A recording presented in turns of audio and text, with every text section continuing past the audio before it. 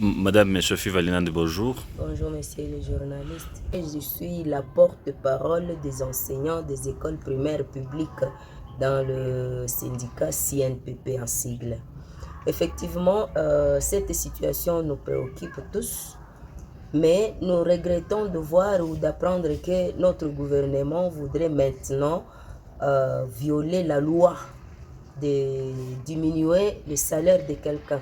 Puisque aujourd'hui, nous pouvons nous dire que la faute incombe à notre gouvernement. Donc, à le voir, ils sont comme s'ils ne sont pas préoccupés par cette situation d'insécurité dans des zones occupées par les assaillants. Puisque ce ne sont pas les enseignants qui sont censés de venir rétablir la paix dans ces entités. Mais c'est la tâche à notre gouvernement. Si nous pouvons participer, vraiment notre participation est insensible. Puisque au moins ils ont participé quand ils étaient en train d'alerter. Mais quand le ministre doit maintenant aller jusqu'à dire qu'il va maintenant diminuer le salaire de ses enseignants, vraiment c'est violer leurs droits. Donc ils ne sont pas en train de faire leur devoir comme il se doit. Pour le ministre, il devrait d'abord disponibiliser aussi quelque chose pour les aider.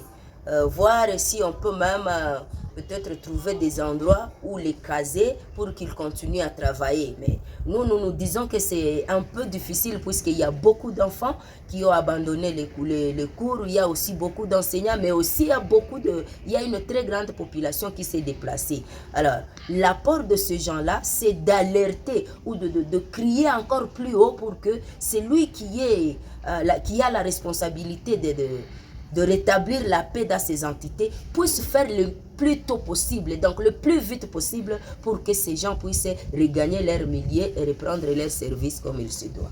Madame Sophie, aujourd'hui la rentrée scolaire d'ici dans quelques jours, mais il y a toujours des enfants déplacés aussi qui restent dans une situation très précaire, surtout liée à leur insécurité. Qu'est-ce qui vous inquiète?